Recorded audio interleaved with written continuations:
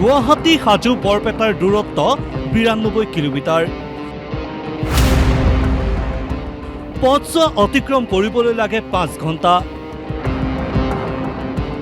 পথ নহয় যেন নৰকৰ বাট।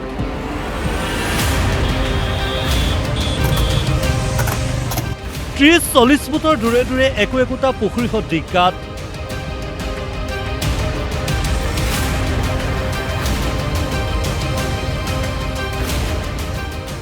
এজাক বৰষুণ দিলেই পথছোৱাত সৃষ্টি হয় বহু নতুন গাঁতৰ, তথাপিও কৰা নাই মেৰামতি। এইটো আমাৰ বৰপেটা দৌলাহাল মূল পথ, বৰপেটা দৌলাহাল গুৱাহাটী মূল পথ।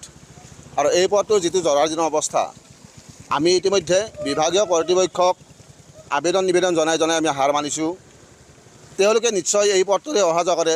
জিলা আয়ুক্ত বা আৰক্ষী ভাৰপ্ৰাপ্ত বিষয়া বা অন্যান্য বৰমূৰা বিষয়াসকল নিশ্চয় এই পথটোৰে অহা যোৱা কৰে।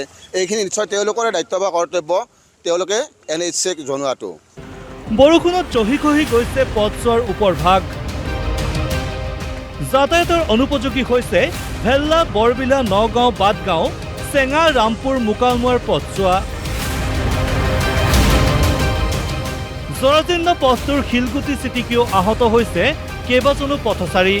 আমাৰ অসমতে বহুত এইটো ডিষ্টাৰ্ব লৈখিনি আহাৰ পৰা 4 ঘণ্টা পাৰ হৈ গ'ল, 5 ঘণ্টামান লাগিব বৰপেটা পাওঁতে। ৰাস্তাখিনি সোনকালে অলপ ভাল কৰি দিয়ক। ৰাস্তা মানে আজি কেইবা বছৰ ধৰি এনেকৈ জৰাজীৰ্ণ অৱস্থাত আছে। এজাক ইয়াত বৰষুণ দিলে মানে ইমানখিনি পানী হয়। ইয়াত বহুত সৰু ডাঙৰ বহুত এনেকুৱা মানে দুৰ্ঘটনা এইটো ৰাস্তাত ঘটিছে। এই ৰাস্তাত প্ৰতিদিন এক্সিডেণ্ট, কিমান মানুহ ঘূৰি আহিছে হিচাপ নাই। পূৰ্বতে এই পথেৰে গুৱাহাটীৰ পৰা বৰপেটা হৈ গ'লেও ২-৩ ঘণ্টা সময় লাগিছিল যদিও এতিয়া প্ৰয়োজন হয় ৫ ঘণ্টাৰ। গুৱাহাটীৰ পৰা অভয়পুৰী বঙাইগাঁওলৈ এই পথছোৱা দুটা ৰাষ্ট্ৰীয় ঘাইপথৰ বিকল্প বিবেচিত হৈছিল এবছৰ আগলৈকে। এতিয়া পিছে পথটোৱে এলাগী হ'ল। লোক নিৰ্মাণ বিভাগে মেৰামতি নকৰাৰ ফলত দিনক দিনে দুৰ্বিষহ হৈছে পথটোৰে যাতায়াত ব্যৱস্থা। আগতে আপোনাৰ লাগছে 3 ঘণ্টা, এতিয়া 5 ঘণ্টা, 5.5 ঘণ্টা নালাগে।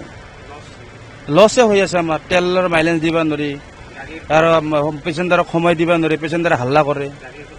গাড়ীৰতো ক্ষতি হৈ আছে, বডি চডি অৱস্থা নোহোৱা হৈ যায়। কিমান মানুহ মৰাৰ পিছত এই ৰাস্তাটো ঠিক কৰিব?